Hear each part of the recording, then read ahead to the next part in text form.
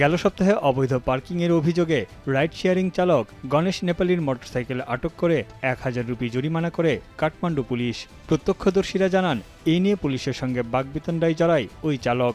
এক পর্যায়ে নিজের মোটরসাইকেল থেকে পেট্রোল ঢেলে গায়ে আগুন ধরিয়ে দেন তিনি। গুরুতর দগ্ধ অবস্থায় হাসপাতালে নিলে মৃত্যু হয় চালকের। মর্মান্তিক এই ঘটনার পর নেপাল সরকার ও প্রশাসনের বিরুদ্ধে ক্ষোভে ফুঁসে ওঠে তরুণ প্রজন্ম। এছাড়াও 3 দিনে 3 যুবক শরীরে আগুন দিয়ে আত্মাহুতির চেষ্টার পর 2 জন মারা যান। রোববার কাঠমান্ডুতে সচিবালয়ের সামনে দরিদ্রদের উপর অত্যাচার বন্ধ এবং মানবাধিকার রক্ষার দাবিতে স্লোগান ও প্ল্যাকার্ড হাতে হাজির হন আন্দোলনকারীরা। এর আগে গেল শনিবার বন্যা কবলিত বস্তিবাসীদের প্রতি সংহতি জানাতে একটি হোল্ডিং সেন্টারে গেলে জেনজি আন্দোলনের সক্রিয় কর্মী, সাংবাদিক ও মানবাধিকার কর্মীদের আটক করে পুলিশ।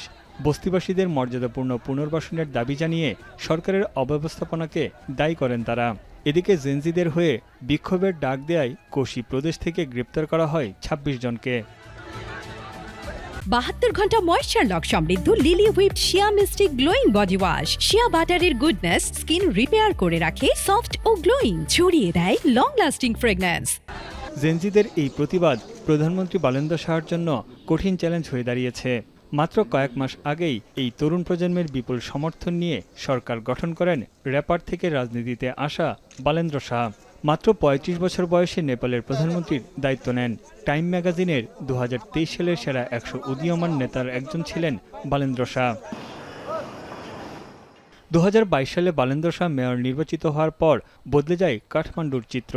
শহরের পরিচ্ছন্নতা, ঐতিহ্য সংরক্ষণ ও দুর্নীতি বিরোধী অভিযানের মাধ্যমে বেশ সুনাম কুড়িয়েছিলেন তিনি।